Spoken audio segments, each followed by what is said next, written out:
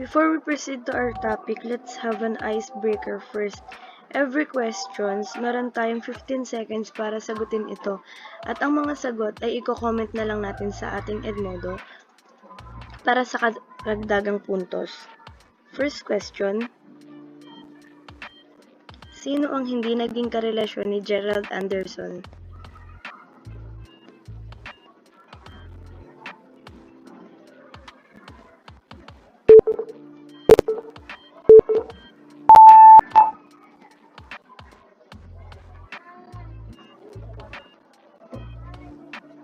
Second, sa classroom may batas, bawal blank o bawal lumabas.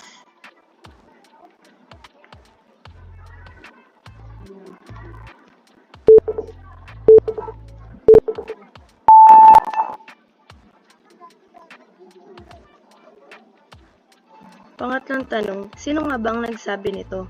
Binibigyan ko ng 2 points si Chi. Ready na siya. Ready na siyang umalis kasi wala nga naman siyang ginawa kundi ang pagpapaganda.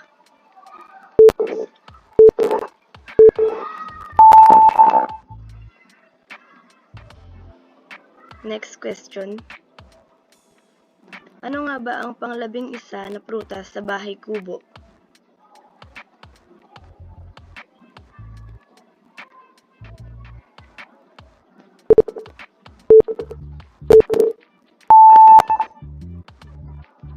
At ang ating last question ay Rastaman yo, half human, half blank. Ano nga ba si Rastaman?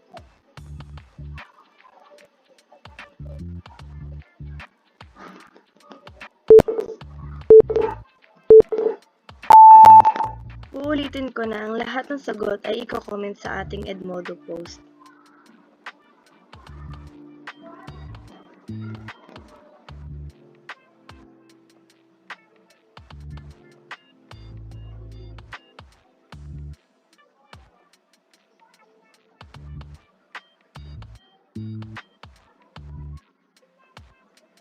Kami nga po pala ang Group 7, Team Sweeties. Ako nga po pala si Kimberly Goite at ang aking mga kagrupo ay sina Joy Francia Capuz at Angeline Peñero. Una nating tatalakayin ay ang facilities and equipments in table tennis. First, the table. The table should be 9 by 5 feet with the surface 30 inches from the floor. And it is usually dark, non-reflecting green. It has 3/4 inch white line along the edge, and in doubles, it has 1/4 inch line in the middle. But the 1/4 inch line in the middle doesn't invalidate the table for singles play. Next, the way the ball bounces when it hits the table must meet certain standards. It should have a uniform bounce whether the ball is hitting near the edge or in the middle of the table. It should bounce roughly the same on the legal tables. Next, we'll need a room to play. A legal court is at least 20 by 40 feet, but you may have to compromise on this depending on the size of your facility. Beginners don't need nearly as much room as more advanced player. Next, if it all possible, the ceiling should be at least 12 feet or higher, but this isn't necessary for beginners. Next, the background should be dark enough so that the ball, which is usually white, can be seen clearly. Make sure there are no glares. Table tennis is a vision-oriented sport and a white background or a glare from a window can ruin the game. The floor should not be slippery, for obvious reasons. Most top players consider a wood floor or something similar best because extensive play on a hard surface can hurt your feet and legs. Ito yung common na nakikita nating itsura ng table sa table tennis. Dark green siya, tapos meron siyang 3/4 inch na border, white border. At sa doubles, meron siyang 1/4 inch na line sa gitna. Next, the net. The net is 6 inches high and stretches across the middle of the table. It should extend 6 inches on each side of the table.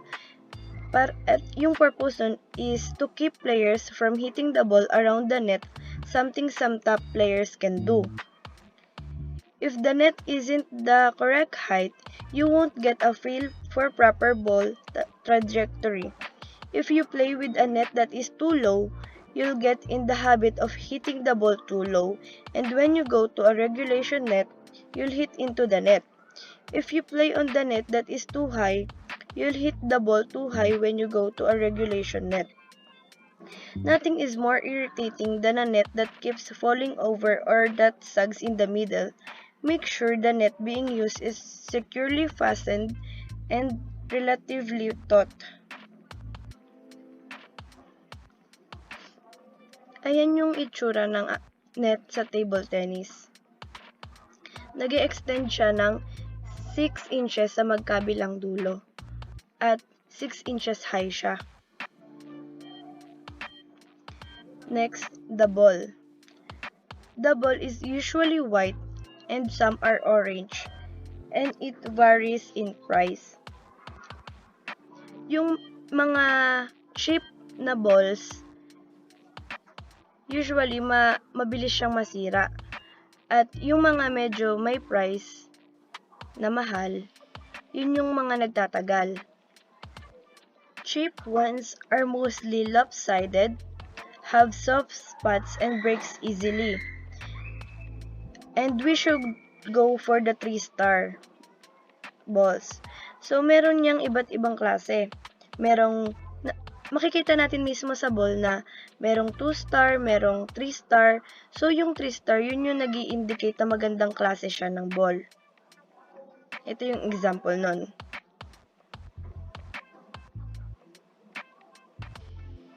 Next, the racket. The racket is also called as blade, and it is made of wood, although a small amount of carbon fiber or similar fibrous material is permitted. And when selecting a racket, you must consider your grip, playing style, price, and what feels comfortable. Ito yung itsura ng racket sa table tennis. Next, the racket covering. The racket covering is even more important than the racket itself. Meron tong 5 uri: inverted, pips out, hard rubber, long pips, and anti-spin. All racket coverings include a sheet of pimpled rubber, a sheet of rubber covered with conical pips. These pips help grab the ball and put more spin on it. Make sure to use some sort of sponge rubber covering, and a sponge racket is covered with a thin layer of sponge with a pimpled rubber surface. There are basically 3 types of surfaces, 2 which have sponge. So, ano nga ba ang pagkakaiba ng mga ito? First, the inverted sponge. The sheet of pimpled rubber is inverted. The pips face inward toward the racket. This leaves a smooth surface. On some types of inverted sponge, the surface is sticky, which helps when spinning the ball but causes a loss of control. Sticky inverted is the best surface for putting spin on the ball, while less sticky inverted is best for all-around play. I recommend that beginners get a less sticky inverted surface. Second, the pips out. Here are the pips point outward. This type of surface is ideal for smashing but not as good for spinning or all-around play.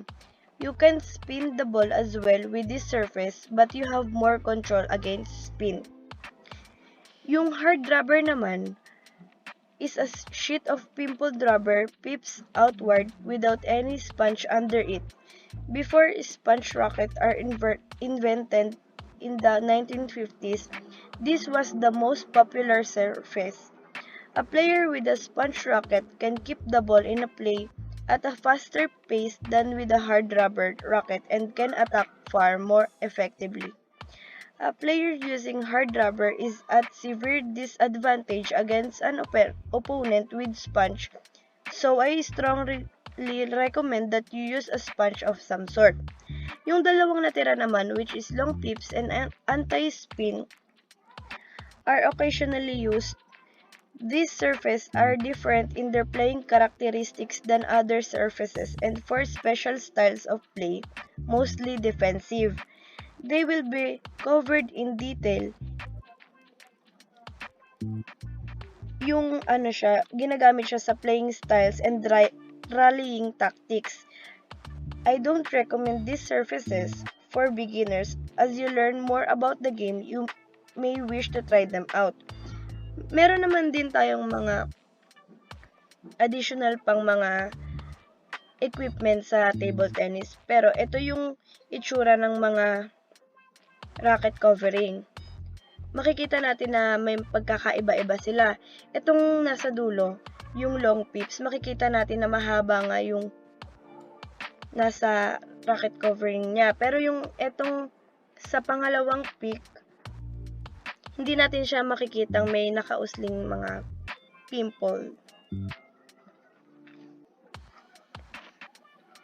Yun sa figure na to, sa baba, inverted sponge, yung A. A sheet of pimpled rubber is inverted. Sabi naman, yung pips out sponge. The pips point outward. Yung sa letter C naman, which is the hard rubber, is a sheet of pimpled rubber pips outward without any sponge.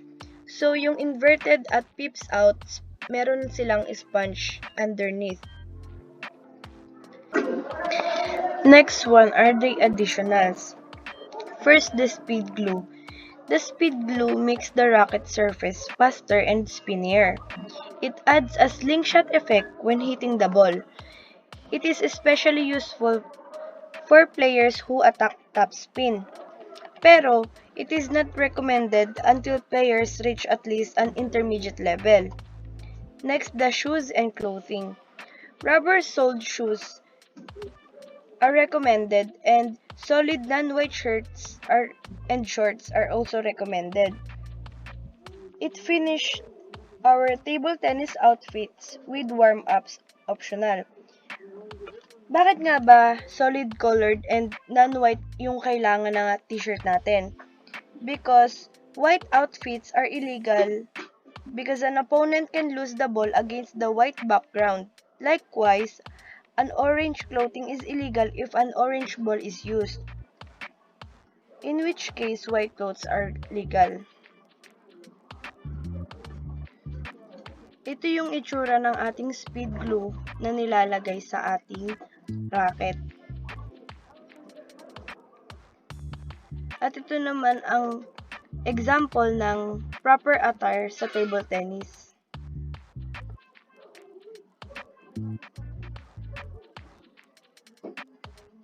Hello, good day. I am Angeline Peñera and today I will be discuss the rules of the game.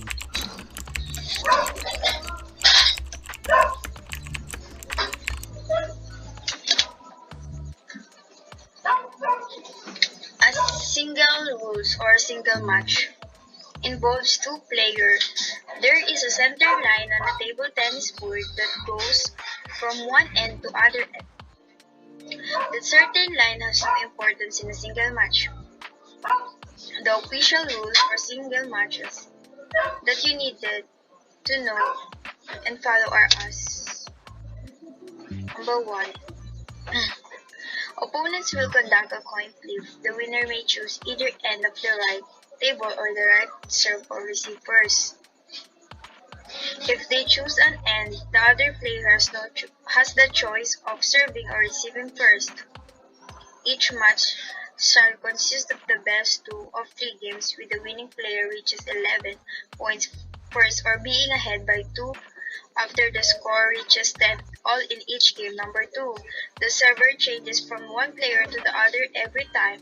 5 points are scored except when the score becomes tied 10 of 10. At this time, the serve changes and continues to change after each point until one player scores 2 consecutive points, thus winning the game. The serve must be made from behind end line.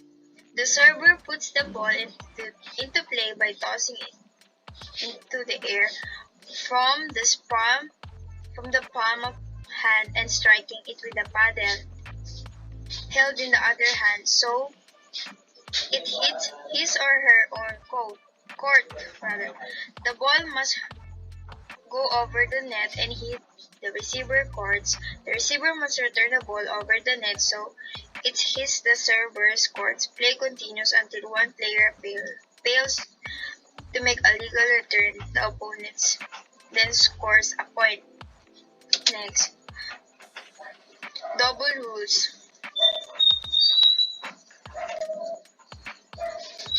What's different to singles? Ano nga ba yung different ng double rules sa singles?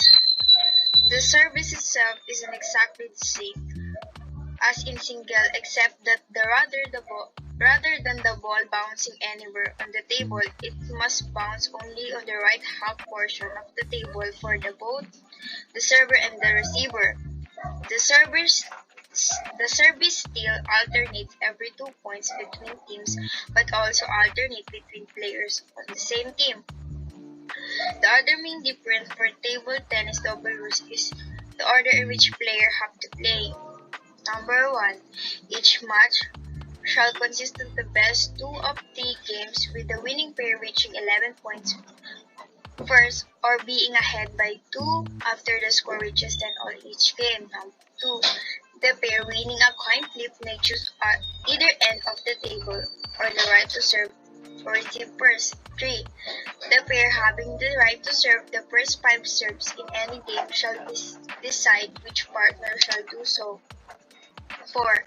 Each server shall serve for 2 points as in singles. At the end of each 2 points, the one who was receiving becomes the server, and the partner of the previous server becomes the receiver. This sequence shall continue the end of the game or the score of 10 all. At 10 all, the sequence of serving and receiving shall continue uninterrupted except that each player shall serve only 1 point. In turn, the serve will alternate after each point in turn and serve will alternate after each point until a pair ahead by 2 points. Number 5. The server shall first make a good service. The receiver shall then make good return, and the partner of the server shall then make a good return. Number 6. After each game, the pair shall change ends. 7. Rules not covered above shall be in accordance with the law of International Table Tennis Federation as interpreted by the United States Table Tennis Association. Whether you're playing singles or doubles, the rules of the table tennis are essentially the same. However, for doubles play, there are a few variations to the rules of table tennis. The main difference relates to the service rules and the order of the play, but there are also some other table tennis double rules to consider. Scoring. To keep scoring in table tennis, you have to earn points. It's simple, but to earn points, you have to follow certain rules. A match is played as the best of 1, 3, or 5 games. For each game, the player have to reach 11 points to win the game. However, a game must be won by at least 2-point margin. A point is scored at the end of each rally.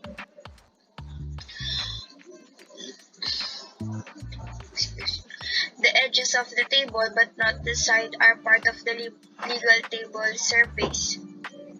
Next, flow of the match. Match flow. Each player serves 2 points alternately. If a game reaches 10 all, each player serves 1 point alternately until the game is won by 2 clear points. After each game, players are change ends. In the final game, players change ends.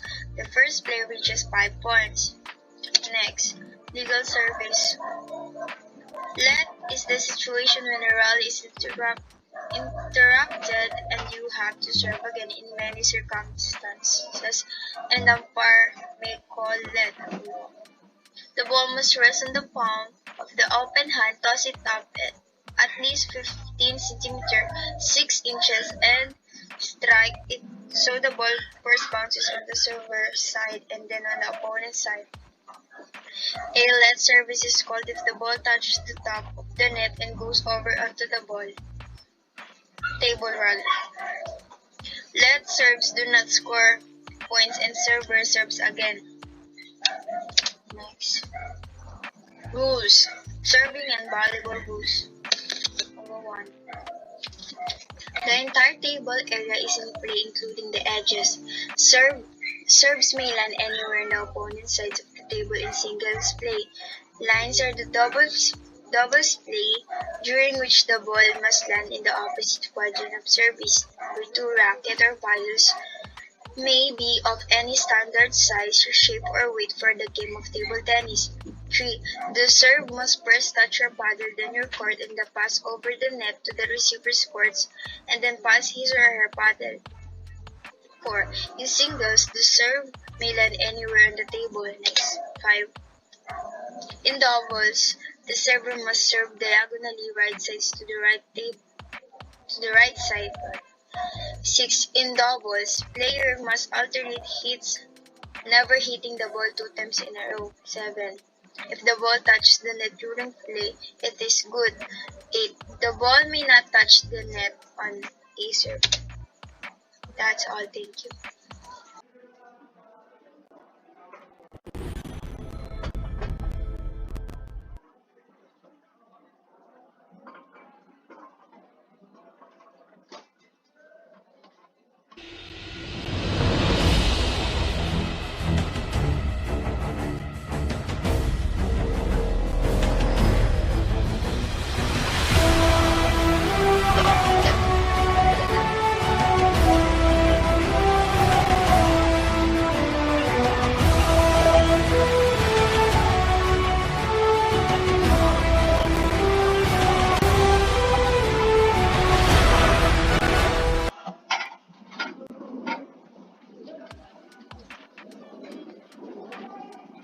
Hello everyone, my name is Francia B. Capus, and today I will be discussing terminologies in table tennis. Backhand, a shot done with the racket to the left of the elbow for a right-hander. The reverse for a left-hander. So dito sa backhand, mayroon kang freedom to swing out and drive the ball better. Mas versatile din ang one-handed backhand. Maaari mong gamitin ang iyong wrist to create better angles at gumawa pa ng maraming topspin. And it allows player to hit the balls farther from their body. Blade. The racket usually without a covering. So ito yung racket na walang cover. So meron tayong different types of blade. Defensive blade, offensive blade, and all-around blade. Nakadepende sa mismong player kung anong type of blade ang kanyang gagamitin dahil sa nakadepende ito sa kanyang style ng paglalaro. Defensive blade are for the players that play defensive kind of game. It is a slow kind of blade and heavy in weight.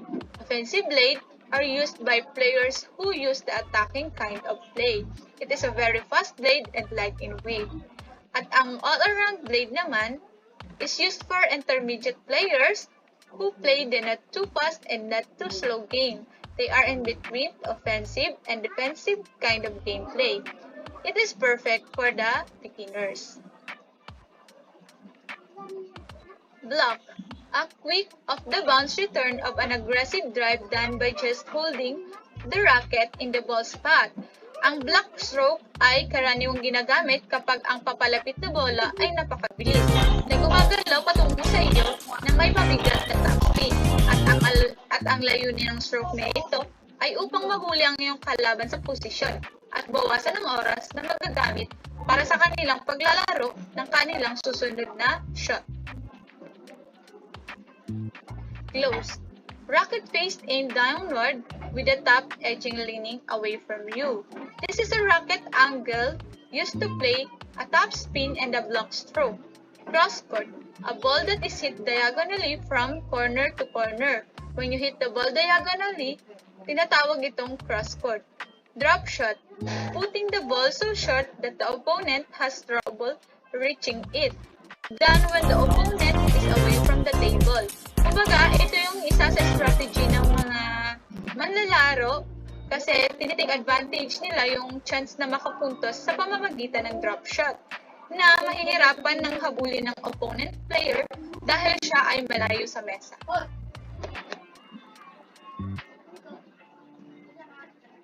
Forehand. Any shot done with a racket to the right of the elbow for a right-hander, to the left for a left-hander. So, meron tayong tinatawag na forehand push. Ang pangunahing dahilan kung bakit ka gumagamit nito ay para mahirapan ang iyong kalaban na umatake. Let. A serve that hits the net and lands in the proper service box. If play is interrupted for any reason during rally, a let is called and the point doesn't count. So, tinatawag na let ang isang serve na tumama sa net that lands in the proper service box. Kung ang paglalaro ay naantala sa anumang kadahilanan sa panahon ng rally, isang let ang tatawagin at ang punto ay hindi mapipilang. Tulad lang din ito ng sa badminton. Kapag tumama sa net, let ang tawag doon, walang puntos. Love, a high defensive return of a smash. Ang love ay isang kapakipakinabang na shot na naglalayong itulak ang bola ng mataas at malalim sa court ng kalaban. Maaari itong magamit bilang isang defensive shot at kapag naisagawa ng tama, isang mahusay na opensiba na shot din.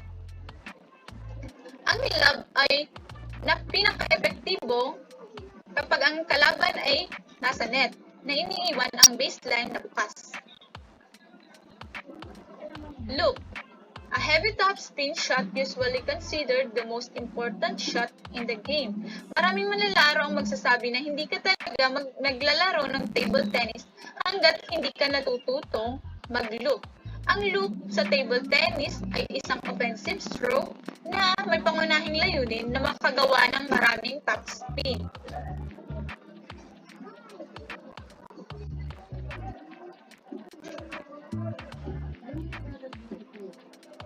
Open. If the meeting surface of the racket is aimed upward with the top edge leaning towards you, this is a racket angle used to play backspin or push stroke. Rally. The hitting of the ball back and forth, starting with the serve and ending when a point is won. Tulad din sa badminton, ito yung tuloy-tuloy na hit ang ball hanggang sa makascore sila. Walang time limit kung gaano katagal ang rally. Basta matatapos ito kung matamaan yung net or mawala yung bola sa laro. Serve. The first shot done by the server. It begins with the ball being thrown up from palm of the hand and struck by the racket. Ang table tennis serve ay ang pinakamahalagang stroke sa laro dahil nagbibigay ito ng tanging sitwasyon kung saan mayroon kang ganap na control sa kung paano at saan mo nilalaro ang bola. Handshake grip, the most popular grip. It gives the best balance of forehand and backhand. Ang shake-hand grip ay nagbibigay daan para sa mas madaling paggalaw sa alinman sa forehand or backhand stroke. Dahil madaling lumipat sa gilid gamit ang ganitong uri ng grip. Smash. A put-away shot, ball is hit with enough speed so opponent can make a return. A forehand smash is isang critical na stroke sa table tennis at dapat na bahagi ng arsenal ng bawat table tennis player. Ang pangunahing layunin ng smash ay ang mag-strike ng malakas at mabilis para pilitin ang kalaban na palayo sa mesa. Habang sinusubukang tapusin ng rally at makuhang puntos, ang stroke na ito bagaman ay hindi lahat tungkol sa puwersa. And the last one is volley. To hit the ball before it bounces on your side of the table. It results in an immediate loss of the point. Sa regular na tennis, maaaring Yung volley daw ay pagtama sa bola bago ito tumalbog sa iyong gilid ng net. Ngunit, sa table tennis, nagre-resulta ito sa isang puntos para sa iyong kalaban.